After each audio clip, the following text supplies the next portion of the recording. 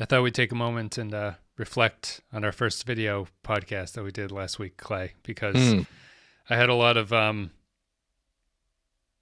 local access game show host looking motherfuckers telling me something about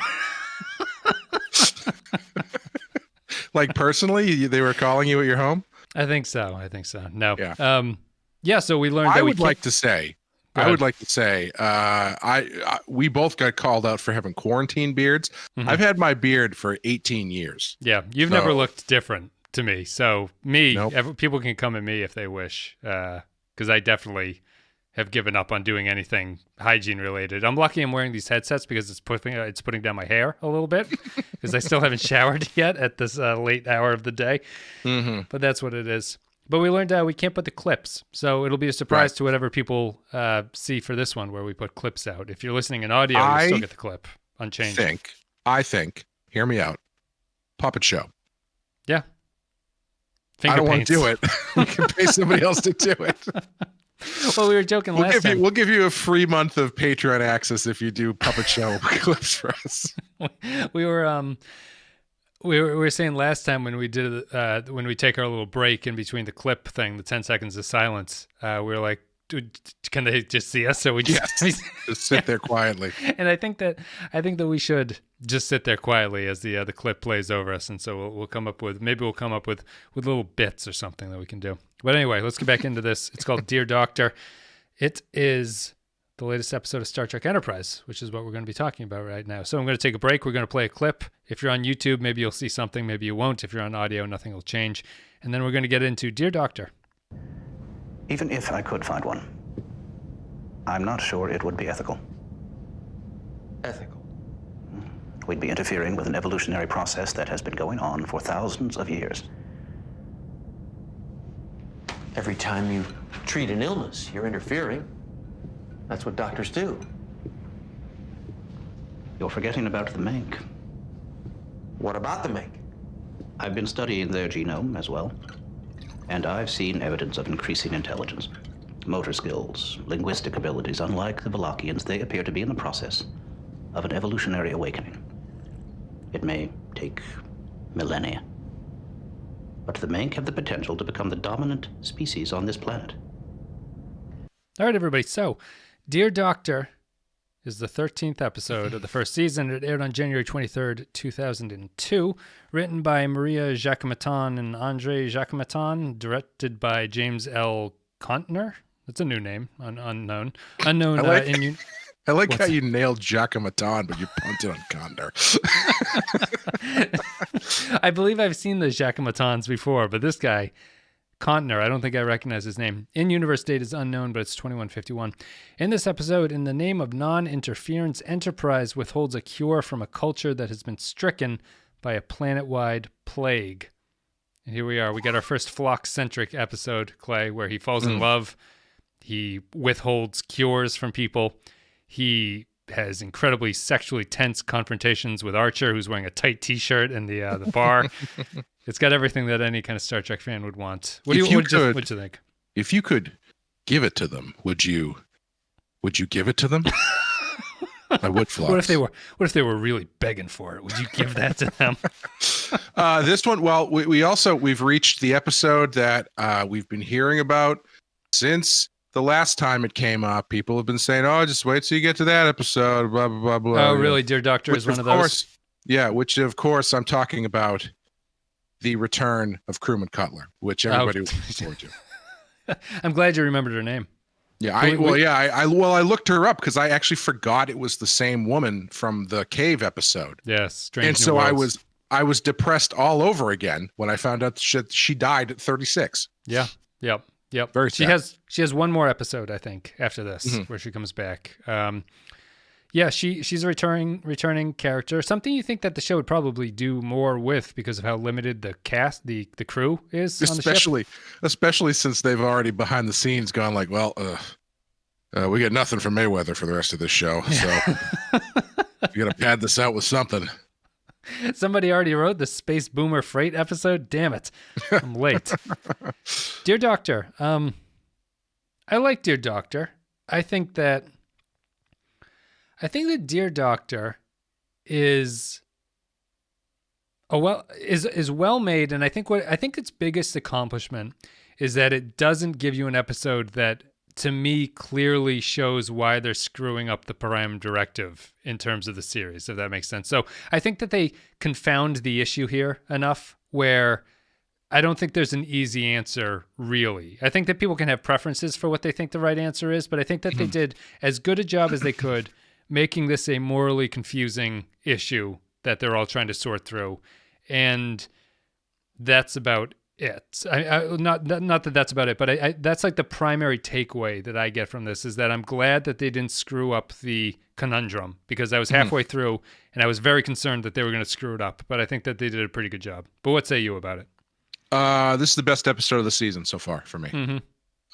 It does everything that they're good at. It fires on all cylinders. It's a lot of smaller character stuff that they do really well. They do it is a Prime Directive episode that is a twist on the Prime Directive in a way that the other episode wasn't. What's the other one? Was it Civilization, I guess, was the other Prime Directive one? Yes, where they go down to the Shakespeare in the Park planet. Yeah. Like they do a nice, even before they get into the specifics of the argument, they have a nice little twist on the Prime Directive thing where they actually run into a pre-warp species in space. So it's not a question of, do we go down and interfere? It's like, oh fuck, we accidentally bumped into these guys. They're already in space. They're not. It's not a civilization of people who are, really kindly, but they're still using like rocks and shit for tools. Yeah.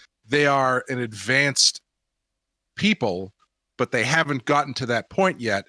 So what's the right course of action here as far as how much do you interfere and all that kind of stuff? That stuff. And also they've met warp capable people before. So they're familiar with the fact that the technology exists. It's not that you really can't ruin it for these people. They met somebody, and they met the Ferengi, who are mysterious kind of people that maybe we'll run into. Interesting choice of groups for them to meet is the Ferengi. I know. You think the people would be like, you guys ever met the Ferengi? They're fucking crazy. Yeah. Yeah, they told us they had a cure, and they made us give them a lot of money, and it turned out to just be used pinball machine parts. I think maybe you could say the episode is kind of clunky in that how it confuses things. Maybe it's not clunky, but they go out of their way to make sure that this is not as clean cut as you can possibly get. Like they like, sure, we've met a warp species before. We know this can happen. You're not ruining anything by telling us that warp is something that's capable of happening. The other aspect that they do is, which is confusing, but I think makes sense, is that the group that are getting sick they're dominating the other species, but they're not cruel about it, really. It's like the other species is happy with the lot that they have in life in this setup. And it's not like it's a situation which I thought it was going to turn into, which is that the cruelty of this ruling class is the reason that Archer withholds something from them. Well, they don't do that until you get to Discovery, where they have essentially the same episode where they go to Saru's home planet, and instead they were like, nope, we got to blow the fuck out of these people. These are cruel, evil goo people. I think that I just really like it. I think ultimately I kind of disagree with Phlox's take by the end of it, which I don't think is a problem for the episode. But I'll tell you, the original ending that the network made them change was that Phlox lies to Archer and does not tell him that he's found a cure for it. Okay. So the thing there is that it's more about Phlox pulling his own initiative and creating a scenario where he stops the cure from spreading out, and Archer is never in a situation where he has to make a serious decision about what's going on. And the network wanted everyone, including the captain, to be on the same page as to what was going on. All the production members thought it was very disappointing the way that it got changed. I don't know. I think putting Archer in that situation makes a little bit of sense to me. Oh, 100%. Yeah. I don't know why. I mean, I feel like if you have Phlox make that decision on his own, it really kind of casts him in a negative light, honestly. Was that? Because I think that it's too important of an issue. If you're clearly doing proto Prime Directive stuff here, where Archer's like, we'll call it a initial directive, and it has that whole scene. But if Archer is removed from it, it creates this situation where this sort of no-name alien of a race that we've never heard before kind of initiates it, but it also doesn't lead to the direct idea of what's going to come. Like him, it just feels like it's kind of a cheat that Archer as a human does not have to think about what this is going to mean down the line, and that this guy kind of tricks people into creating the Prime Directive in a kind of underhanded way. I prefer Archer. He wouldn't even be tricking him into creating anything, because if he doesn't tell him that there's something that they're holding back, then right, not trick, but he's not the origin of the Prime Directive is like not on clear ground as to what is going on with it, which is maybe thematic in that the sense that the Prime Directive doesn't make a lot of sense a lot of time in the way that people interpret it. But I think that for how much we've like castigated Archer for really not having hard decisions or anything to think about during these missions, this one felt appropriate that he does this, and it feels appropriate that it's in character for the way that Archer feels that he wants to do it, but then recognizes that he can't do it, even if I disagree with not doing it in the end run. But I don't know. What did you think about Archer and Phlox? What did you think about what held it all together for you that you liked so much? Yeah, I thought having Archer involved is 100% the right call. Because, I mean, it doesn't become a Prime Directive episode unless you talk about it. So if Phlox just comes up with this cure and then is like, I'm not gonna tell them about this, then it's not a Prime Directive episode anymore. Yeah. Because the people who are the ones who have to act these things out have no say in the matter. And having Archer involved, and especially having Archer involved and to the point where he has to change his own mind about it, is very much a good call. Very much a good call. It makes a lot of sense to have him do that, because otherwise he's just kind of along for the ride. And having him make decisions, especially these decisions early on, that are the building blocks of what is to be known as Starfleet, I feel like is the point of this show, or should be the point of this show. Yeah. So to not have him involved there, I think would be a big disservice to his character and to the show. And I mean, and it's just that those conversations are the things this show does really well. I mean, there's a lot of them in this episode. There's the one with Phlox and Archer. There's a couple with Phlox and Archer. There's the one with Archer and T'Pol. Yep. Where he says the thing about what T'Pol says, the Vulcans helped the humans and we're still there. Yeah. And then he says, I think I'm beginning to understand how the Vulcans felt. I mean, that's a huge move for him. And it's a really interesting beat to drop. Timing on that is interesting too. I have to believe that was written, that's written pre-Afghani occupation in Iraq and things like that. I think so, yeah. This came out in January 2002. So right. That's interesting. Like, to me, the timing on that is funny because that feels like such a production that sounds like such a timeline of a show that's aware that they're stuck in a kind of quagmire in the Middle East at that point, and like that's what T'Pol is trying to bring across.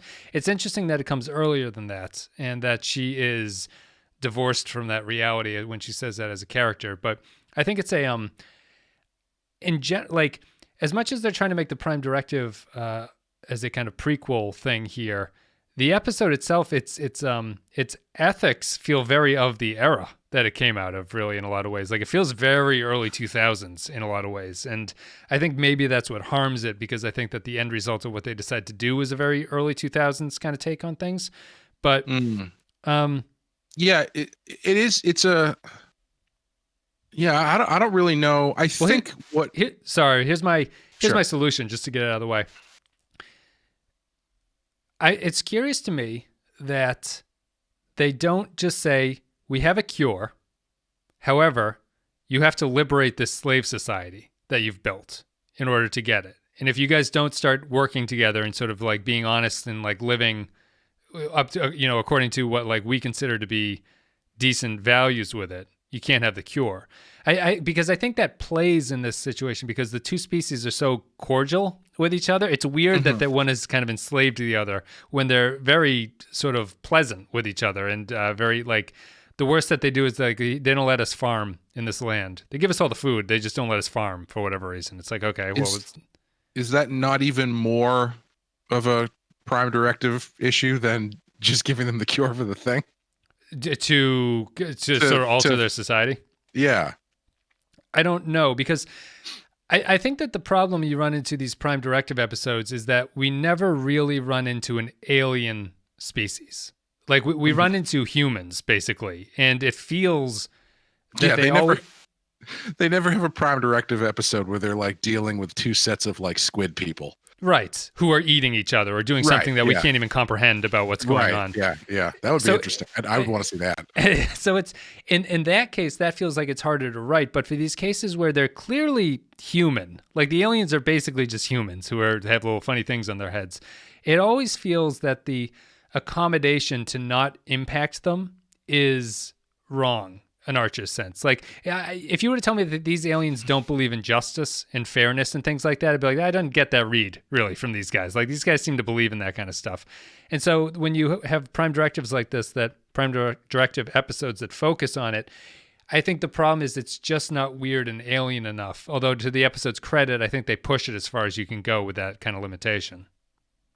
Yeah, I think ultimately the difficulty with the problem that they have is it's really kind of hard to relate to the stakes that Phlox is talking about, where he's saying, well, in like 500 years there could be a power shift among these people, and it's like okay, maybe like a hurricane comes through and wipes everybody out. It's a weird using something that's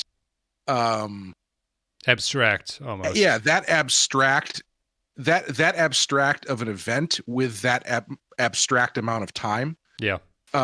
Is tough when you come down to, do we have the capability to save these people right now? Because Archer makes an argument that I'm kind of surprised they didn't lean into a little bit more, where he's like, well, every time we cure a disease, aren't we changing the course of nature? Yeah. What do doctors do but change the course of nature? Yeah. Right.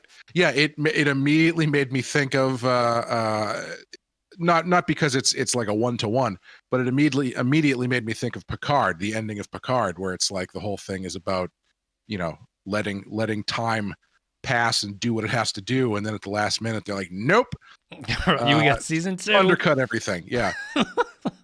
But also make sure you do eventually die, which I'm never going to get over that. The galaxy brain thinking that gets you to die by natural causes, but then put into a robot so you're alive again. But we don't want to fuck with nature too much, so the robot has a natural lifespan into it. Yeah, natural lifespan. Yeah, anyway. Talk about playing God. Can you play God more than that? Than building a finite amount of life into a robot? It's the most anti-Prime Directive episode that they've ever had. Different show. You brought up a good point about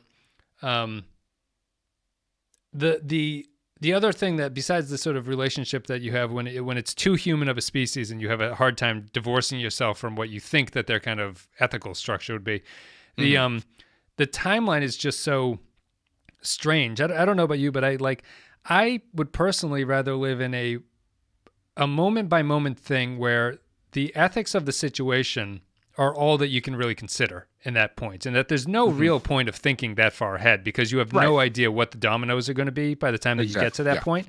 So curing the people, to me, feels like the ethically right thing to do. I would have caveats where I'd say, like, if this is really important to you, something has to happen with these people, because the way that it's working now, it just doesn't seem to work. Or you leave it up to those people if they're happy doing it, whatever. But you can have a whole discussion about whether or not it's right to, whether or not slaves are actually happy if they don't know any better or something like that. There's a whole like sort of ethical thing to compare there. But it's just that Phlox is seeing the dominoes fall down for 300 million years or whatever is just like, really? Is that really going to happen, Phlox? Like you're going to let these people die just because you think that might happen? It seems strange. Yeah. Do they do that sort of calculus in Deep Space Nine with the smart, crazy people, right? Where that's like, for the war, right? They think the war is going to be over in 6 months. Yeah. Yeah. They extrapolate it out, and it's like, if this happens, then 700 years from now, the human race is extinct or something like that. Yeah. This is a little shorter. This is we're going to lose the war unless we change something in a couple months or whatever. Right. Yeah. I kind of, this is another one where I liked how benign but important the problem was, because part of me was thinking, like, I kind of wish this society was weirder. Like, what, because when they were having that camp nighttime scene and they do the thing with the food, I 100% thought that they were eating people. Yes. Soylent Green is people. Yeah. It's especially as soon as Phlox takes the bite and he's like, oh, well, I didn't see any cattle or crops or anything. Wonder what the delicious. And they'd open the cold open by showing that he just eats whatever the fuck he's got in his hands. Yeah, so I thought it was going to tie in too. But I mean, I was glad they didn't, because then it would have been exactly a mirror of that Discovery episode, except the Discovery episode ends with them blowing the place up. Yeah. But I like that it's not like this grand cultural thing where it's like, oh, the people in power are actually actively killing and eating the people who are beneath them, and we have to decide whether or not we're going to turn our heads to this cultural thing that we don't understand. I liked that it was something fairly benign but also very important, where it's like, we have the capabilities to save these people, but the thing we're saving them from is something that has evolved over time. Science be damned. Apparently that science isn't actually accurate, but I don't think it matters. It's nobody's fault. This was just going to happen no matter what. Right. No matter what.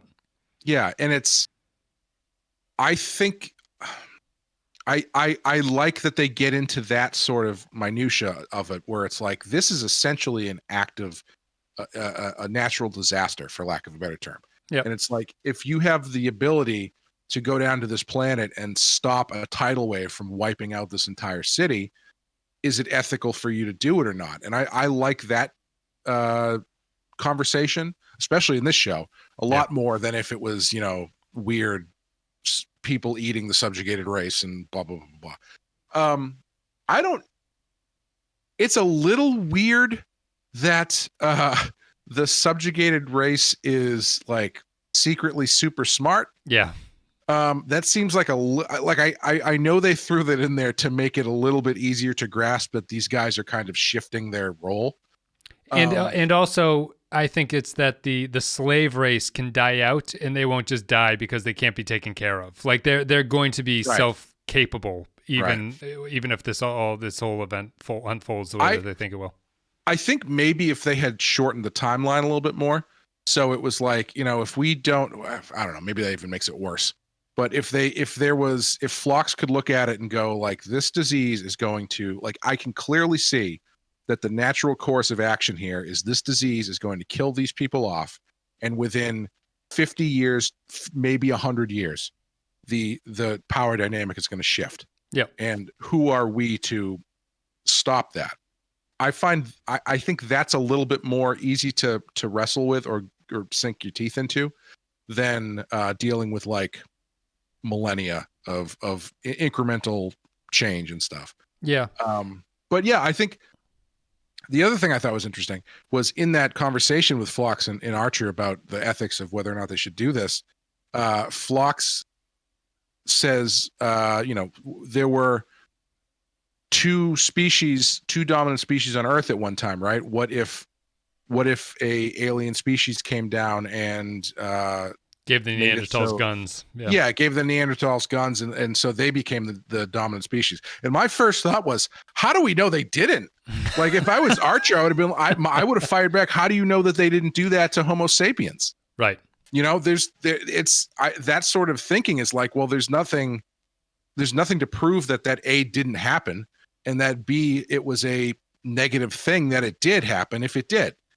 So it's a really tough thing to come down on, like, definitively, which is why I kind of think the Prime Directive is created, because the Prime Directive in and of itself is ultimately a way for you to not have to make a decision. Yes. Yeah, I'd agree with that. Yeah. So when you get to this sort of situation, if you have you don't even have to think about it, because, like, well, Prime Directive, we can't do it. Sorry. Yep. It's the libertarian solution to things. It's like, I don't know, just whatever the fuck happens, it's fine. It's true. I do think that's something interesting about it. It's a moral get out of jail free card that's frequently portrayed as though it's some sort of grand ethical solution that they've come up with, when it's really not a lot of the time. I think what's interesting about it is every time that they do a Prime Directive episode across any of these shows, it always is this heavy ethical quandary, right? Where it's always some sort of like life or death situation. And I think, to be fair, it's life or death here, right? Sure. No, definitely. But I think the Prime Directive ultimately works until you get to a situation that is a life or death situation. So like if you have a situation like, I know this isn't exactly what's going on, but like Star Trek Insurrection, where they're kind of just like watching these people do their thing. I know that's not how the movie goes. I know that's not what's going on, but for lack of a, you can watch an underdeveloped group, not involve yourself with them and keep that distance thanks to this Prime Directive. But I think there are some instances, which are the ones we usually see on the show, where ultimately the right thing to do is to break the Prime Directive. Yeah. Yeah. This one is a coin flip, depending on what side of the where do you actually calendar where do you actually come down on it? Are you with Archer or are you with Phlox? At least early Archer. I don't know, because I feel like I feel like you're at a disadvantage if you're citing the Prime Directive. This is the nerdiest conversation we've ever had. This is like a parody of Star Trek conversations right now. I think you are already at a disadvantage with the Prime Directive as soon as you make contact with the people. So as soon as they know that you exist, you are from the stars, and you have advanced technology, you've broken the Prime Directive. So at that point, anything you do is just, you can't break it twice. Sure. So I think I think in this situation, it's like, when this episode kind of get around it through we've met some warp capable people. Hey, how about you give us some warp technology kind of stuff? Like that's sure. I think that's what they're playing at with that thing, where I would agree with you. Like once you expose yourself, the cat's kind of out of the bag. And I think we've discussed this in previous ones. Like if you have a Prime Directive where you expose yourself accidentally, take that out of context, and then they'll have those episodes where one alien meets them. It's not as bad as the Prime Directive where you expose yourself intentionally. They'll have the episodes where one alien meets them and they either like mind wipe or they never show anything else. It's just the one person knows by the end of it. And they or they take that, they just abduct that person from their planet and induct them into Starfleet, move them somewhere else. Yeah. It almost feels like you're more impacting a society if you don't stick around and explain yourself, and you just kind of take off, leaving them with this like taste of what's going on out there. Like if in is it Into Darkness, the one where the Enterprise is out of the ocean in the opening? Yes, yeah. That feels worse to me than any kind of like, hey, yeah, we actually exist. Like, nice to meet you. This is what we're about. If you just let them see you and then you fly off, because I think even Into Darkness is like they start worshiping the drawing of the ship as some kind of like god creature. Yeah. That seems worse to me than what they do here, which is to sort of explain how we're going to screw you over by the end of this, the whole thing, and you're all going to be dead. Yeah, and it is an interesting question to have, and I'm a little bit surprised they didn't push harder from the Archer angle about this, where it's like, what if Archer has good points. I like Archer's points in this. Yeah. What if an alien race came to Earth and said, we can cure everybody's cancer? Yeah. What wouldn't you want them to do that? Is not taking the cure for cancer somehow worth saving better? Our culture? Yeah. Like are we going to be better off if everybody dies from cancer? Probably not. I hope not. But which is why they end up working this like caste system thing in. Yes. And I think because it would be cruel otherwise, right? Like that's the confounding thing about the episode. Like in some ways, I think the episode is overwritten because they had to try to jam the thing in there to make it as complicated and less clean cut as they could, which is not to say that it's unrealistic, but I see the strings of the writers there going like, yeah, we have to make this a caste system. Like they have to have some kind of thing going on here. But yeah, like, yeah, getting it back to there is just, I don't know. Like I go ahead. Sorry, I was going to say, I think the Jean-Luc Picard answer to this question is that he shows that he gives them the cure, but he also makes some, like you were saying, there's some sort of condition or compromise that is made where it's like, these people that you're subjugating are a lot smarter than you think they are. There needs to be some sort of cultural change. But then you get into Paul's argument, though, where it's like, if you're going to do that, you got to stick around to make sure they do it. Yes, that's the downside. Yeah. So it does. Like, I think does that mean that then doing nothing is the right way to do it, or is it just the easiest thing to do? And I think that's what the real problem is. I think that, and I know that this is proto Prime Directive, so it's kind of illuminating for Archer, but the gung-ho-ness that Archer goes into these alien situations with is good writing in the sense that he hasn't yet learned what the catastrophic outcomes of doing this are. Like the Prime Directive as a fail, like it's better safe than sorry, just don't talk to them at all, is like what the Prime Directive eventually turns into. But Archer introducing himself and sort of, which is how I handle people I went to high school with, where if I like see them, I just don't even engage. Look the other way. I have a Prime Directive with people who I live in my hometown. There's always that Hi everyone.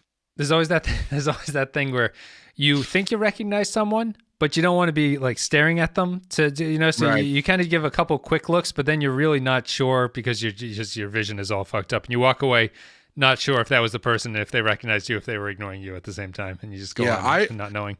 I always take solace in the fact that I feel like I probably look different enough because of my long hair and my beard that I could notice them and change course before they clock me. I'll ignore you before you even know I was there. Exactly. Yeah. My newspaper goes up real quick. Yeah. I disagree with. Have you ever had anybody that you went to high school with wait on you, but you don't acknowledge that you know each other?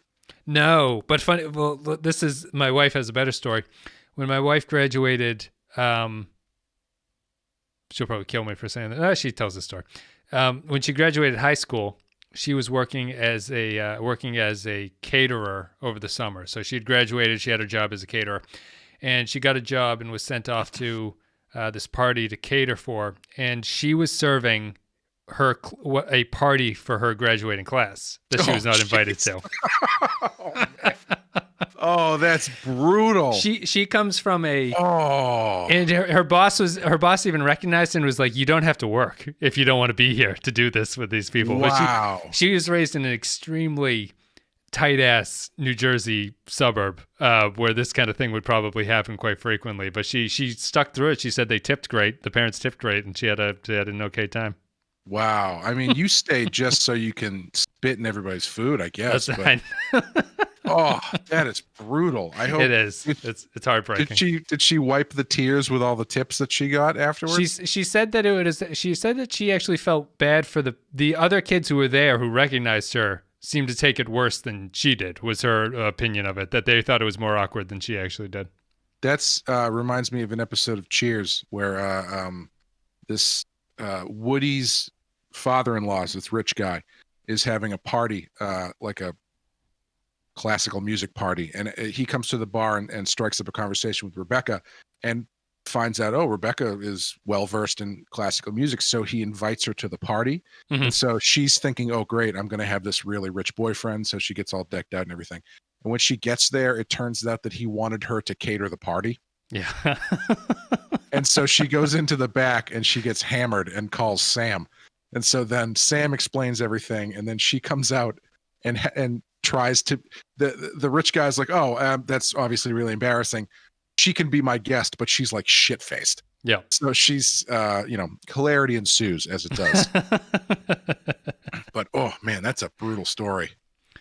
It's heartbreaking. Teenagers. Who'd have thought? They need an ethical conundrum about teenagers. To get back to this, I don't think you ever really answered. So are you an Archer man or a Phlox man here? I may have cut you off. I feel like I'd probably ultimately be on the side of Archer.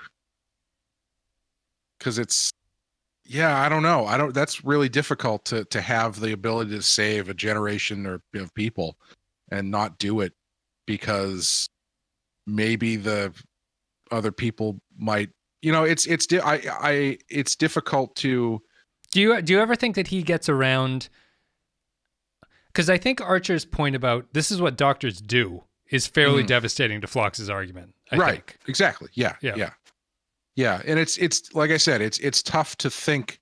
It's tough to consider if you consider everything in the scope of hundreds of years, and like if you're making considerations about your everyday actions based on what might happen due to evolution or your great grandchildren, almost right. like Yeah, there are some things where maybe you need to consider thinking ahead, like whether or not the planet is overheating itself and whatnot.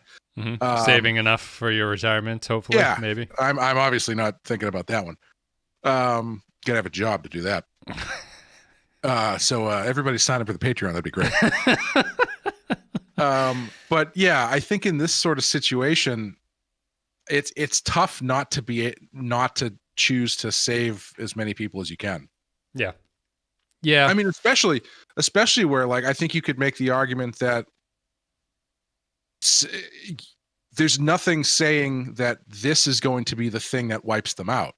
Like, you could save all of these people and then this thing could mutate itself and they die anyway. Yeah. So I think thinking in centuries is difficult to back up. The Manx could be so intelligent that they build an atom bomb and blow up the remaining whatever the other guys are. Yeah. Who knows? Yeah.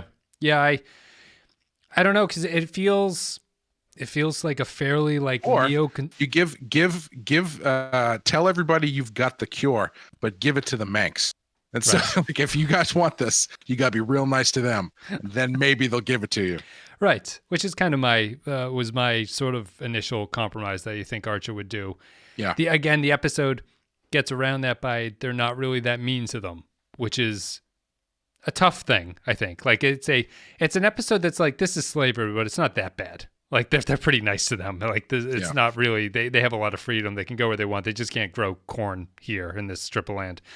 Sorry, I was going to say, there is the other compromise is, if you don't want to give it to them straight up, give them like the pieces to do it. Yeah. Or like push them in the right direction as to how they could figure out the solution here. And in that case, if they get it, they get it. And if they don't, they don't. Yeah. I guess that point would kind of fall into the, is it T'Pol makes the argument about why you can't just give them warp drive technology. It's like they don't know what to do with it, and they're going to blow themselves up if they try to do something with it. So it's like more devastating to them if you actually even just kind of hint at what they want to do. Right. That request caught me off guard, though, that they wanted warp tech to go find a cure for them. I was like, well, I guess that fits and it makes sense, but what a strange ask in a lot of ways. Yeah, it is. It's like, I'm dying of advanced lymphoma. Can I borrow your car? Right, your car goes real fast. It's a real smooth ride. Do you mind if I take that to go to the clinic that's 50 miles away? Yeah, well, I mean, when you put it that way, I guess it makes sense. But it was just I think it thematically fits in, and I guess we should probably wrap this up with a discussion about Phlox's relationship stuff that he's in. Which is good and I think fits the episode. I think the two actors and the actor and actress are very good and charming with each other. Yeah, I like her. She was good. I think that this series has nice little scenes like that where I really enjoy Phlox and Hoshi talking, where Hoshi's trying to learn Denobulan or whatever their language is called. Like there's a real sense of the prequel nature in the franchise for scenes like that, where Hoshi is still kind of screwing up the language and she's actually manually learning how to say these things to them. It's not relying on the translator. Right. And it did get it got me wondering. I like Phlox and I like T'Pol. The shows and the series tend to have a good time with those characters because of how alien they are. And people have been complaining that the human characters on the show are boring. And I think it's just the problem that Star Trek's prism is always most sharply honed when it looks through the eyes of someone who isn't human at humans. And Phlox is interesting because Phlox is not really all that unhuman in a lot of ways. I think they struggle occasionally to make him be unhuman because he is kind of just a gregarious, like happy-go-lucky guy. What do you think? Do you think they succeeded here in making Phlox seem alien or different enough that this makes sense? Yeah, I think they make him. They do a good job to reinforce the idea that he just likes to immerse himself in different cultures. Yeah. And it's a good just character sort of trait for him. It's interesting. Yeah. It's sort of like it's kind of like the Data thing, but it's more fun. Yeah. He even And- likes pets. He keeps all those pets Right. in his room. Yeah. Yeah. And it's not just teach me how to be human. It's actually like, no, I just want to see everything. Right. Everything works. Which is, and so you get these cool, great scenes where like they're watching the movie, which I guess Enterprise Netflix has all the best 200-year-old movies to watch. It's the same thing with the classical music. They just haven't updated their, Netflix queue to something that's come out in the past 100 years. Yeah, I wish they, if it's a Paramount show, I wish that they had like just had them watching Friday the 13th Part 7 or something. I know. Something really weird and esoteric you could grab or eclectic. But yeah, I like that scene because you've got everybody, all the humans reacting to this movie in a very specific way, and he's just like watching Trip. Half the reaction. It's really interesting. And I was surprised they did an episode like this so early in the show, because usually I feel like they do these slice of life, let's follow one character episodes like in season 5. Yeah. When it's like, we got nothing else to do. Let's do a Data episode. Or This is very much like Data's Photo Day episode. in season 4. Very much, yeah. TNG. Yeah. Less dancing, unfortunately. But yes, less dancing, more narration, over the top narration, I guess, which I don't really have anything to say about that. The Phlox and T'Pol have a scene here together, which I think highlights the differences between the two of them quite nicely. And Phlox actually has voiceover at the end of it that says that he doesn't really like the way T'Pol is because he could never be that way, which is good. Where do you stand on T'Pol at this point? I think T'Pol is just off of being a good character. She's just off. There's something slightly askew with her. no, I still like T'Pol. You do, yeah. I think, You don't think she's overly cruel in some situations? yeah, I don't know. I mean, why not? I wouldn't mind it. I think that all it does is it highlights how good Nimoy was at it. And we've talked about this before, but I think there's a way to be fair, I don't think every Vulcan has to be the same. No. But, it's unfair to compare every Vulcan to Nimoy playing Spock because he's very specific thing he's doing. So I don't mind a Vulcan who's a little bit more cold to the situation that she's in. Yep. But I'm sorry, I cut you off. I think that my thing with T'Pol, I think it's the performance. I think T'Pol comes across as intentionally being cutting with her comments, when I think that the script is not written that way. It's not written that she's like intentionally trying to hurt Phlox. She's just saying like, well, in my calculation, I don't think it's extremely likely that an interspecies relationship would work or something. Like there's a very like smooth way to say it. And the harshness of it comes from the fact that Phlox wants her to tell him that it's going to be okay, but she doesn't want to do that, or she's incapable of doing it. I think that Blaylock just plays T'Pol a little bit too cold sometimes in like an intentionally mean way.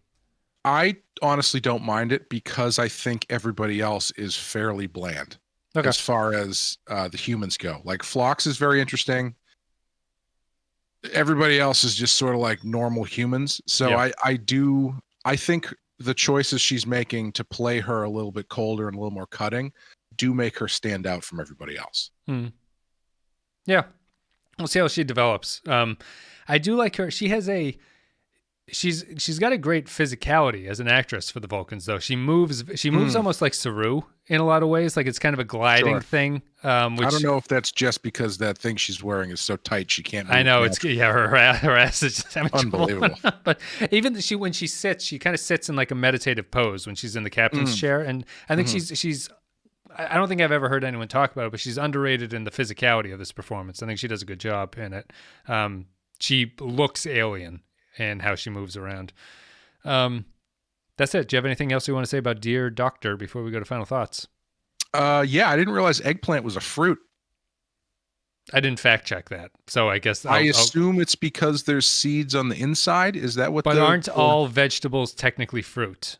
Right? Is that the case? Isn't that there's something like that? I thought the delineation was if there's seeds inside it, then it's a fruit. And what vegetables don't have seeds inside them? Oh, that's true. I guess zucchini, yeah. Maybe celery? Yes, celery's the worst. Celery is the only true vegetable because it sucks. Yeah, I don't know. I don't know. I was just working on the same principle as why tomatoes are fruits. Right. But I honestly don't know the specifics.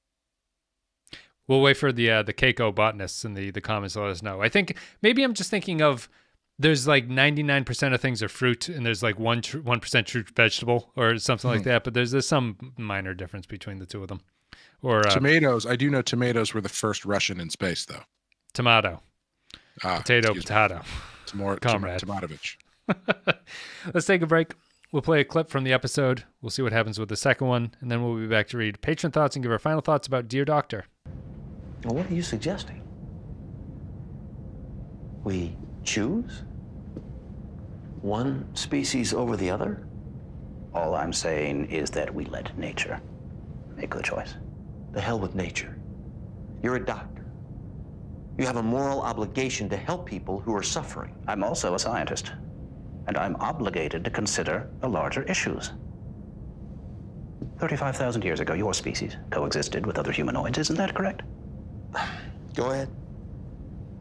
What if an alien race had interfered and given the Neanderthals an evolutionary advantage? Fortunately for you, they didn't. I appreciate your perspective on all of this. But we're talking about something that might happen. Might happen thousands of years from now. They've asked for our help. I am not prepared to walk away based on a theory. All right, everybody. Thank you very much for listening to our discussion about Dear Doctor. If you want to support the show, you can go to patreon.com/thepenskyfile. A couple dollars a month, and you get extra things like extra podcasts, extra commentary videos. There'll be more of those coming out this month, whatever it is. We talked about Brightburn last month, the evil Superman movie. All that good stuff. There's about 70 podcasts available to you now if you become a patron. It's much appreciated, and as always, our $10 Captain tier gets a special shout-out. Special thank you goes to Alec DeWolf, Andrew Cholog, Ben Douglas, Captain Brazen, Cardinal Doomsday, Chris Tinsley, Christian Michaels, Christian Pouch, Darth Moss, David Beardmore, David K, Dwayne Hackett, Eric Johnson, Eric's Antoine, HH28, Jacob123, Jake Keys Gamer, Joint Mango, Jordan Cooper, Kevin Lowry, Kevin Reyes, Kyle Barrett, Mad Courier, 6, Matt Cutler, Matt Houston, Matt Ross, Mike Burnett, Mike Harris, Nathan Elliott, Neil Brennan, Nick Sturgey, Robert Cummins, Russell Oates, Sam McCusker, Grim Santo, Sean, Stephen Minton, Tark Latif, Tom Hiles, and Vault 13 Hero. My goodness. Thank you very much, guys. You're too kind. It's much appreciated. You keep the show running. And Enterprise, for some reason, has picked up a lot of patrons, which is not what I expected. But welcome to everybody, and thank you for being here. Thank you for supporting the show. Do you feel like we made the right choice as opposed to diving into Voyager? What do you think at this point? Knowing very little about Voyager. Knowing what I know about Voyager, I'm glad we did Enterprise, because Voyager just seemed kind of like more of the same to me. Mm-hmm. Whereas this one at least has a different hook to it. I know Voyager's hook is they're lost and whatever. Yep. But this one, it's kind of like a half and half for me, because I think I am finding this, I think, more interesting conceptually than I would Voyager, but I do still miss the more modern Star Trek trappings. Right. But I'm getting used Star Trek trappings. Yeah. Yeah, like the suits and the badges and shit. Mm-hmm. But I am starting to come around on this stuff, and it is growing on me. Yeah, I'm glad we did Enterprise and not Voyager. at this point. Voyager's, there's a chance. I mean, Voyager's likely to get done at some point, but this one being quicker and more different. I think it was just refreshing to step away from that late 90s Star Trek thing for a little bit. We'll see. We'll see where it goes, though. There's still a little bit of a ways to go. Do we have any? So we didn't hit our $400 a month thing to do a full run through of not yet. There's still time. $900 a month. 900. Should we have another one in there where, like, if we get to X amount of dollars per month by the end of Enterprise, like, I'll do a live performance of the theme song or something? That'll be our one-off special event that is only available to people who sign up for the Patreon for that limited time. It's been you're still not listening to the whole song all the way through, obviously. No, I know those first two lines like the back of my hand at this point, though, because that's when the skip button pops up. That's yeah. I think we talked about it last time. I'm not liking the song, but it's certainly it has that like not emotional, it has that like time and place feel to me now. Like it's like, oh yeah, this is an Enterprise episode. Although I'll say one thing about the song. The song fits whatever tone the cold open has. Sure. Does that make sense? No. Like, you elaborate. No matter if it's a joke or sad or indifferent, okay. the tone, the tonality of the music seems to fit any kind of cold open that you can throw at it, which is kind of interesting because I think the Star Trek like orchestral stuff kind of stands on its own and it's less of a pop song, so it has a harder time feeling like it doesn't belong at the end of a scene. Mm-hmm. But this pop song feels fairly generic across all of the other stuff, so I think it works in a way that I wasn't really expecting. Yeah. Speaking of cold opens, this is a really weird, like you said, they're all very short. Mm-hmm. This might be the worst cold open they've done. Just because it seemed really... It's just Phlox with his pets, right? Is yeah. that the cold open? Yeah. And like at that point, why even do it? You know, other than to be like, oh, I guess we're going to focus on Phlox for this episode. Yeah, I mean, I guess it shows that he is interested in other things. Like he's a thoughtful kind of person who's willing to take care of stuff. Like it doesn't directly tie in, but I didn't think it was awful. Yeah, I guess I don't mind that. I just the Star Trek cold open traditionally has such a very specific function to it. Yep. That it's weird when they do something so subtle and so quick. None of them have been hook setters yet. Right. I don't think. That's what I mean. It's usually traditionally there's some sort of hook that they give you to get you into it. And these ones have been a lot more languid, I think. It's all very slice of life in a lot of them. It's just kind of like a small short scene of what people are up to. Not even slice of life in a way that it's like obviously just a little vignette that they're doing. It's kind of almost like more mundane than that. It's almost a pointless slice of life that they're going through, which is kind of what the show does. But like I wish they did one where it was like Malcolm in the engine room, and it's like, you know, the white noise machine's going and he's walking back and forth, and then he goes over to this thing and he pulls out his screwdriver and he goes to tighten it, and then he just drops his screwdriver down into the hole and he goes, damn it. And that's the entire thing.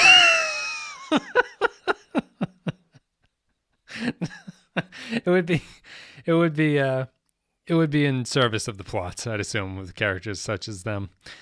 Let's get to patron thoughts. He gets all this stuff. He just walks into the engine room. He's got his coffee, and then he gets his stuff, and he walks down, and he gets all the way over to the thing, and he goes, I forgot my wallet.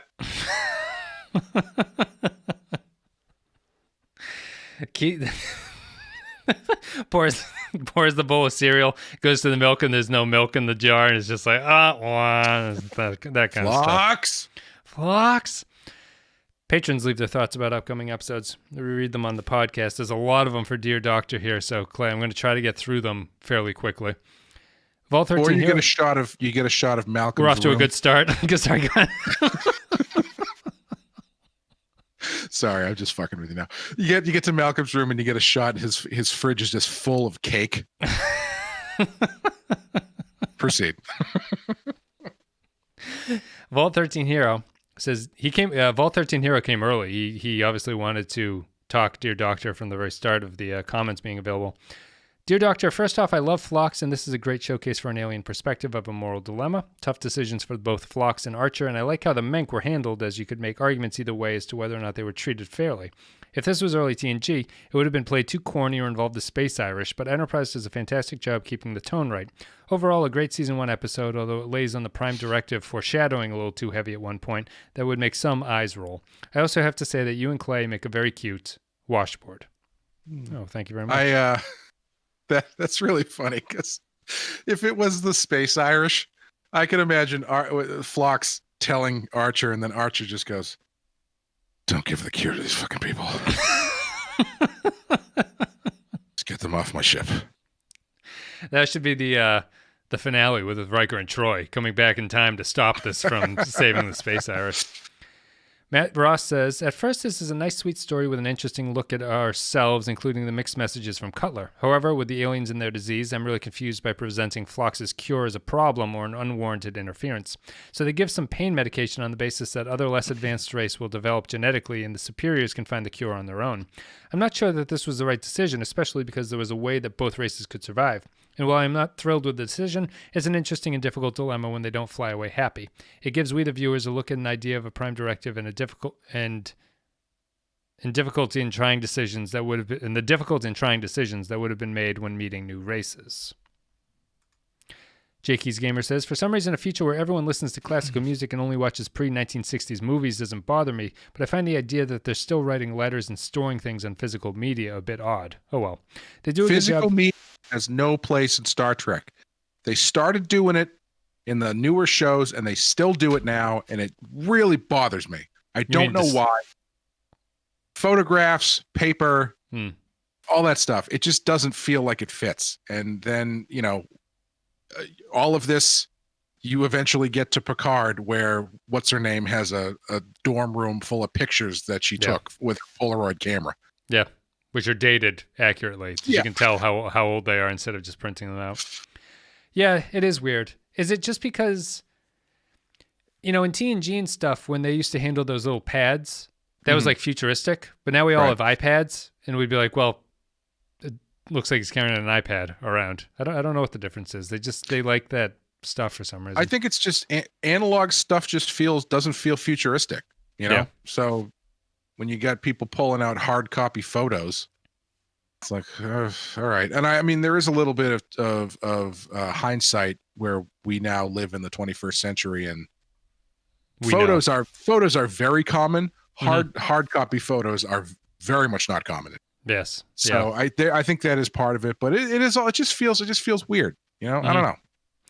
Like if I were to see Captain Kirk on the Enterprise writing on a piece of paper, it would feel weird to me.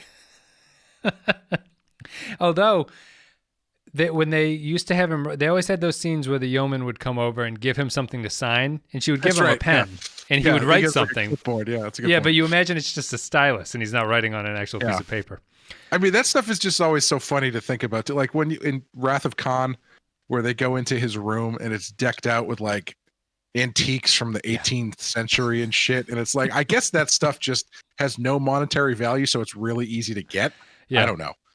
We're living in the peak time. Apparently in the 21st century, it never gets better than the 1960s to the 1990s. That's what I've heard. Time.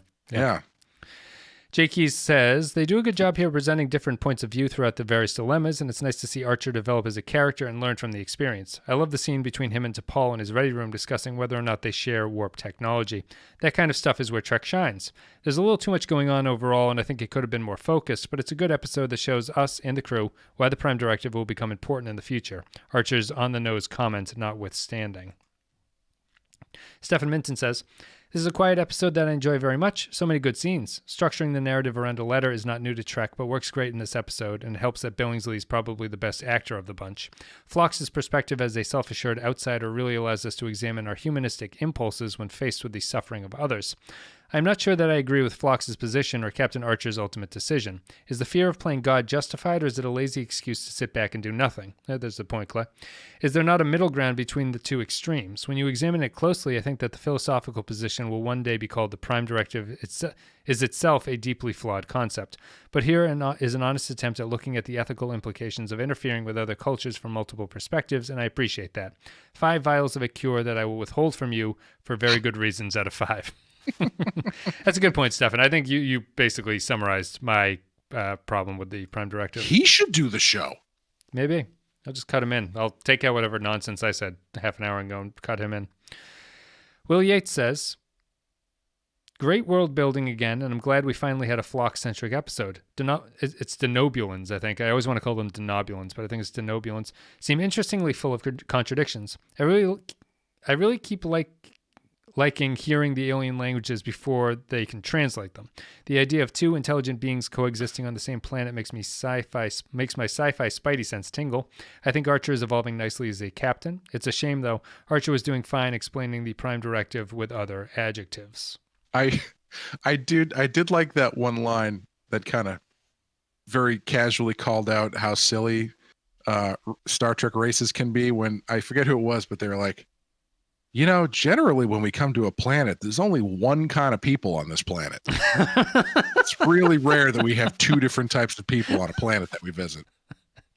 One kind of, yeah, it is, yeah, I think they say humanoid or something. Yeah, but it was a very meta commentary, I think, which I think the show actually, I don't know if it's just because it came later in the franchise run where stuff like them saying that now feels like it's the writers making a comment on the situation, but it definitely does every time that they mention something. That it feels like just that other scene with I know you didn't like the Archer pineapple thing or the Malcolm pineapple, but when Archer just like turns to the camera and he's like, what do we know exactly about Malcolm? Let's figure that out. Yeah. Darth Mosk says, I must be in the minority in liking this episode based on all the online hate it gets. Well, you seem incorrect so far according to the patrons, so you're in good company. Maybe I seem heartless, especially considering we're in the middle of a pandemic ourselves, but the story goes to great lengths to tell us it's built into their DNA. This is like some other CRISPR RNA hacking that's needed to save them. I'm sure there's an obligation to help those in need, but I appreciate Archer's dilemma in moving closer to what will become the Prime Directive.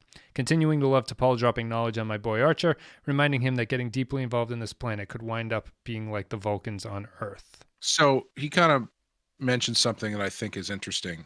I think Phlox has a stronger argument if whatever the cure is involves changing them fundamentally on like a genetic level. So it's not just because they don't really get into what the cure actually is. It's like, oh, it's a genetic disease, blah, blah, blah, blah. So like if he got into this idea where it's like, in order to stop this disease, we would need to change their, genome or something. You know what I mean? Like, yep. Literally change their genetic makeup. Yep. I think he's got a stronger argument there, because then you're not just curing a disease. It's not like just like curing cancer. It's like Gattaca, where it becomes like eugenics essentially. Yeah, that is a stronger argument. I feel, there's probably a Star Trek episode that feels like this, but I feel in that situation you'd have something like the Menk are the race on the planet, right? So they're kind of like the lower tier class or whatever, and their evolution that's, I don't know if this works, but the tragedy of that setup would be that the cure stops them from their evolution of becoming more intelligent. You know what I mean? Like in order to save them from this disease, it has to stop this progress for them, and it kind of reverts them back to their original thing. And then there's, sorry, go ahead. Well, that feels like a tragedy episode to me. We're always harping on Enterprise episodes wanting to be tragedies, but it feels like they're kind of begging for some of that. Is that, I was going to say, is that not similar to what they did on Discovery with the Kelpians? In the thingies where it's the little tendrils fell off, become less interesting characters. I honestly remember. So I thought it was just Saru whose things fell off. Was it not that? No, it's a genetic thing. Oh, it's a genetic change. That's right. They never make it to that point because they get eaten by the giant, squish monsters. So once they get, then they think the thing that they're doing is, they end up killing. Is that what? Did they kill themselves or something? There's something where it's like they never get to that point.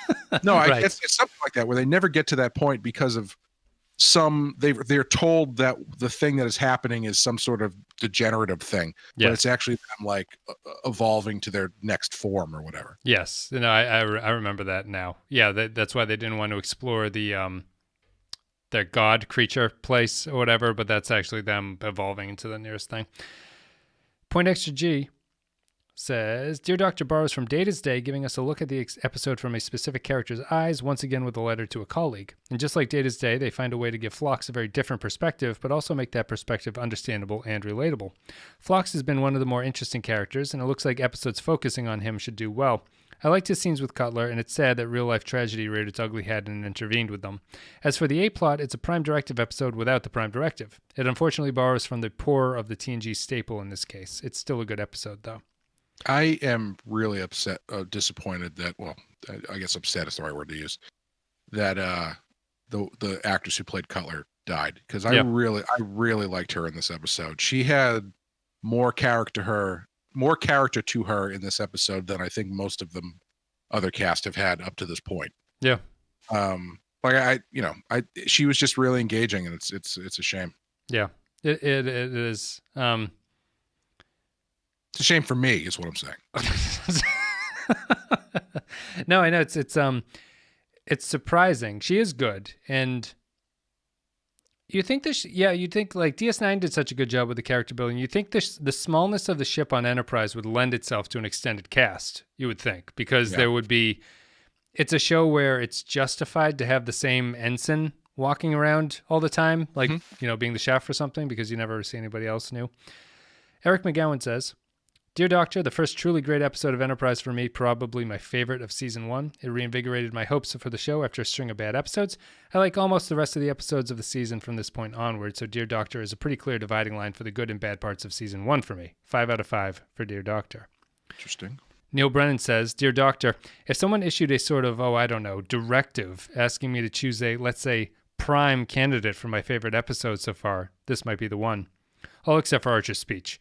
But seriously, how much are you guys missing DS9 right now? Because I know that I am. It's an interesting question. Do you want to answer it? Yes. Yeah, I don't know. I don't know. I mean, excuse me. I feel DS9 is funny because I do feel we finished DS9. Yeah. So it's not like I feel like it was cut short or anything like that. Like it's like I got through it and I did it. The farther away we move from DS9, the more I realize that was the best Trek show for characters out of all of them. Sure. Yeah. It was just the best cast and the best group of characters, I think. And Enterprise's biggest weakness to me at this point is the cast in a lot of ways, not the cast, the characters that they've assembled here. 2 out of the 6 of them have personalities, and then the 4 humans are just kind of like whatever people. Yeah. Mm-hmm. But that's the only thing. That's what I really miss from DS9. But I finished DS9, so I don't miss it. But I do find myself thinking about DS9 quite a bit more than the other Trek series that we've done. Yeah, I don't know if I would say I miss it, because I never, I didn't like live in Deep Space Nine the way a lot of people do. Like it was not a show that I watched a lot. I'm watching a lot of this for the first time. Yeah. So I am, I enjoyed it. I thought it was great. But I am interested to see what's next. So I don't feel, talk to me in 5 episodes if it gets really bad. But I would have expected this comment from Neil last episode after a couple of stinkers. But I think the Dear Doctor was not an episode where it's like, I wonder what the DS9 crew are up to at this point. If anything, this is the episode that makes me go, oh, all right. These guys got it. Yeah. Yeah. Eric Santuan says, honestly, I think I preferred this episode when it was called Data's Day, but that's okay. Star Trek always does this. It repeats itself in an attempt to provide familiar comfort food to the fans, and we love them for it. So here we have the Enterprise version, and the resident walking eccentricity of this particular crew cheerfully musing about his wonderful life on board the ship, as if he were narrating a PBS documentary for children. Billingsley's a good actor, and Phlox is a likable character, so it's okay. At this point in the series, there are exactly 2 characters who are remotely worth a shit, and he's one of them. I wish show written by humans made the actual humans on the show so boring is beyond me, but there it is. I find the moral implications of the episode compelling, and I like that they don't necessarily take the easy way out. I think the compromise at the end is satisfying and logical. Though I could have done without Archer actively saying, it would be great if we had a Prime Directive or something, because that's just silly. When I made that comment a handful of episodes ago, and I basically said exactly what he says here, I wasn't expecting them to be so on the nose. He almost goes like, I wish we had some sort of Prime Directive. Like he basically does a take into camera when he says it. It's fine, but I was expecting something maybe a little less on the nose, but it's funny because it's like 2 in a row where it's like, if we maybe had some phasers on this ship, we could really get this done.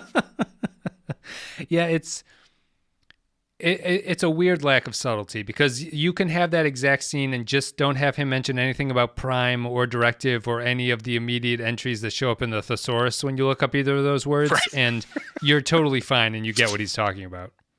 Yeah. Kyle Barrett says, despite the terrible Prime Directive wink wink moments and Archer's half measure of supplying them with medicine at the end, Archer's half measure of supplying them with medicines at the end, I love this episode. My favorite of the season and one of the best of the entire series. The only missed opportunity is not having Phlox reply to Archer's "Can you find a cure?" with "Find it, Captain. I found it 35 minutes ago," a reference to Watchmen dying to be made, but a 5 out of 5 nonetheless. A reference to what? A reference to Watchmen dying to be made. Is that Oh. I didn't see Watchmen, so I can't get the reference. Kyle's deep cut is killing us. Is Phlox Dr. Manhattan in this situation, I guess? I'll read it again. I might have read it so that you didn't pick it up. That's all right. I didn't want to hear it the first time. The only missed opportunity is not having Phlox reply to Archer's "Can you find a cure?" with "Find it, Captain. I found it 35 minutes ago." I don't get the reference. Should we embarrass Kyle one more time by going over it again? If he had said that, I wish Archer had been like, Phlox, don't be such an asshole. No, I'm sorry. I didn't watch The Watchmen, so I can't get it. Norman Buckwald says, Dear Doctor, as far as I can remember, this is one of the exceptional few highlights of the first season. First, it was the first pronounced Phlox episode, and while I already does he just want to see Phlox's big blue dick? Is that what he's saying? It's a safe space. You could just say it, Kyle. First, it was the first pronounced Phlox episode, and while I already liked the character before, I really like him after. It's also a good Prime Directive episode, as long as you don't mind the prequel bomb of suggestion. It also proves right here and immediately the controversy of the Prime Directive to begin with. This was finally, besides maybe the Andorian incident that truly remembered it's a prequel. This was the first episode besides the Andorian incident that truly remembered it's a prequel and could provide quite effective world building to its already established canon. 4 out of 5. And so far, it's the only 4 of this season for me, which has been mostly 2s. And then final comment, Captain Brazen. The road to hell is paved with good intentions, or is it? John Billingsley nails his performance, making this a great episode of Enterprise in the larger Trek canon. The episode wonderfully dissects the philosophy of the Prime Directive and ultimately shows us the guts of what makes this thing a directive later on. To me, the Prime Directive is perhaps too black and white and flawed, especially within TNG, when here it's more of a gray area balance/compromise between your compassionate moral side and your ethical principles. Archer and T'Pol's discussion about helping this race was gold. I love the line, Vulcan stayed to help Earth 90 years ago, and we're still there. Phlox turning on the sickbay lights in the beginning and then turning them off at the end was a nice visual way to enter and exit the conversation the episode introduces. However, the moral ethical question is still alive after the credits roll. Oh, and the crewman Cutler reappears for a movie date with the doc. Nice. 5. Wait, how many wives do you have again? Out of 5. A lot of 5 out of 5s. Yeah. Clay, I know we're running over here, so maybe we can keep this short or talk about it some other time. But speaking of all this prequel stuff that they're doing, like dropping the Prime Directive and the phasers and all that kind of stuff, how do you feel? Cannons, yes. Yeah. How do you feel about the way that they're doing it? Like, do you feel like it's too winky, or do you feel like it's handled relatively fine?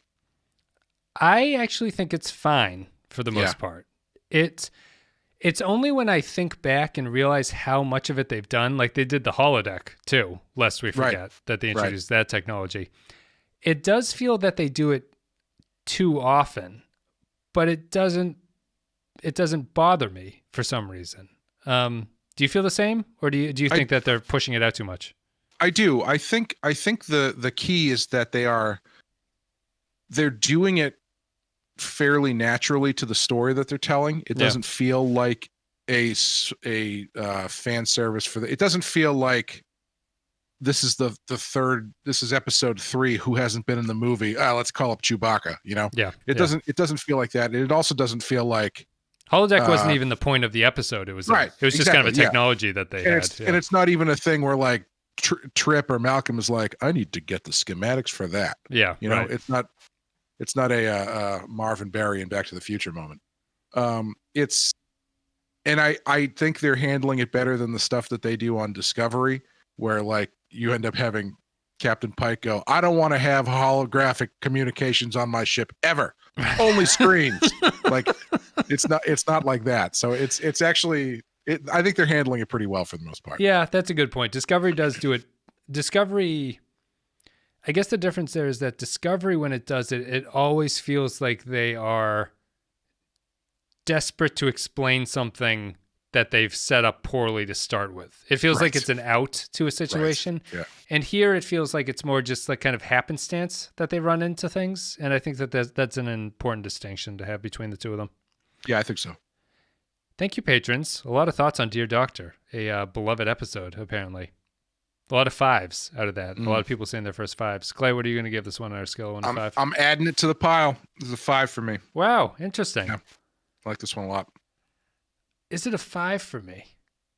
This is the first episode where I would say if you're going to watch Enterprise, you got to watch this episode. Yeah. I my fear here is I give it a 4, and it feels like a retroactive 5 to me. I think is my concern here.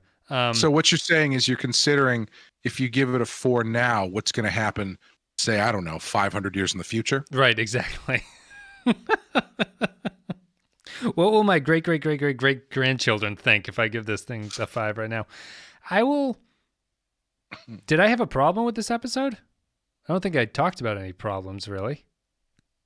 I'll give it a 5 too. I think it is good. I think Billingsley's good. I think the setup is good. I think it's well directed and well written, and they did as fine a job as you can do with the Prime Directive as I think you can, really. T'Pol was good in it. Phlox is good. Archer's good in it. I like the Archer. And what's that? Mayweather's not in it. Mayweather's not in it. I was reading the Memory Alpha thing though, and Anthony Montgomery, who plays Travis, considered this his favorite episode, which is just very ironically funny to me. Because he got to watch the whole thing from behind the camera, I guess. He got paid and didn't have to do anything. It's a shame that they couldn't figure out what to do with him because, it seems very clear that they don't know what to do. But anyway, that's a different conversation. We'll get to him. But the funny thing is, he's not a bad actor. It's not like I'm seeing episodes with him and I'm going like, oh God, what the hell is this? Like, get this guy out of here. Why couldn't they pivot him into something? Just, after half a season, be like, this boomer thing is like irrelevant. How about we just have him have some other characteristic? Still think he should have been the time traveler in that episode, but whatever. He likes boiled ham. Him and Malcolm can be a pair together and have some ham pineapple pizza. Some hot ham water. I'm going to give it a 5. I think it's a very good episode that left me feeling very satisfied with it in a way that the other Enterprise episodes have not to this point. And we'll see if the series learns its lessons from this episode, if there are any. I just on a lark was clicking back on some of our early Discovery reviews, and I was kind of jumping through them, and I was trying to figure out where it went so bad for us with that show, because the first episode starts out with at least me saying I loved it. Vulcan, and you're talking about season 1 of Discovery. Yeah. And then I jumped to like the second or the season half season mark, and I kind of jumped through that episode, and we were kind of like, yeah, it was actually pretty good. So I don't know. We have Eric's on the Discord who just did his season 1 review where he seemed fairly positive on it. I know that it turned. I remember he's gone through it. Everyone's gone through it. I remember the Lorca reveal in the Mirror Universe being a standout moment where I was like, what the fuck? Like, what is this? Like, this is terrible. So I think once they went to the mirror universe is where I, at least in my hazy memory, remember being like, this is not doing it at this point. I think that's the point where we realized that they were not in control of their ship, I think. Yeah.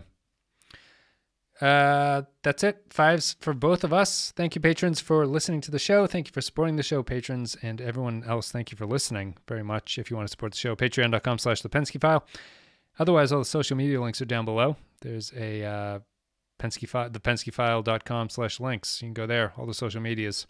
And I think that's pretty much it. Clay, do you have anything you want to say?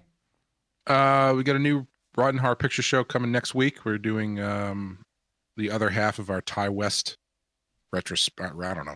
We're doing House of the Devil. Oh, nice. Did that just randomly happen, or is that a... No, that's a wild... I put my thumb on the scale on that one because we had done the Innkeepers as a wild card, and then I was interested enough that I wanted to watch them back to back just to kind of be able to talk about both of them. Yeah. So I called an audible on that one. I have to watch Innkeepers because I'm with Kyle in that final shot. I haven't seen it in motion. I will grant you that, but like that thing with the red arrow pointing at it, it's like what is? Oh, it's super subtle. Like if you, it's intentionally so, I believe. But yeah, House of the Devil is an interesting movie that I don't think quite holds up. It's weird. I think. Thanks for joining us to the second half of our show where we talk about. This is our longest episode on a single episode, I think. Interesting. Yeah, I mean, let's just keep going. I got nothing to do. I think the Innkeepers gets better on second watch. I think House of the Devil gets worse on second watch. Oh, okay. So I think it's that kind of thing. But yeah, I haven't seen either. I'll have to check them out. And I think Batman's going to be coming back. Badass is going to come back the following week, I think. Oh, interesting. We've got enough banked that we're going to start. We're going to alternate with Rotten Horror Picture Show and Badass, so it's going to be every other week with each one of them. So it'll be Rotten one week and then Badass the next week. Badass has gone through the most schedule changes of any of the shows. Yeah, so far. Yeah. Well, every other week is a good pace for some of the things. I think so. Yeah. I think so, especially something like that. But yeah, so we'll keep things. We're gonna keep things staggered, and I've got enough in the bank that I think we can start putting them out and not feel too rushed about it. Yeah, you guys can look forward to that. I still have to back Sean's Indiegogo. You've reminded me I need to do that, so I'll do that. Everyone else can do that as well. Go to Indiegogo and search up Sean's new book that he's got. It's called the Plot Holes. Plot Holes. And that's about it. I think we're done. Thank you guys very much. Dear Doctor, I don't think we have anything else to say. Let me click and see what the next episode is. This is a tradition on the show, Shadows of Pajem. Do you remember Pajem? No.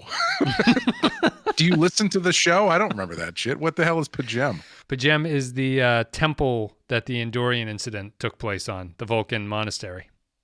No, you gun to my head, I never would have been able to tell you what that was. They're going back. I think that's what it is, if I'm remembering it. They got to fill their growlers up? They got to go in and, yeah. Someone made a good, I don't know if I might have read it, the patron comment on the pineapple thing. Someone should have just gone to the Vulcan Spy Center and asked them what Malcolm's favorite food was, because apparently they've got their fingers all over everything. Yeah, good point. Guys, thank you very much for listening. We will see you next time.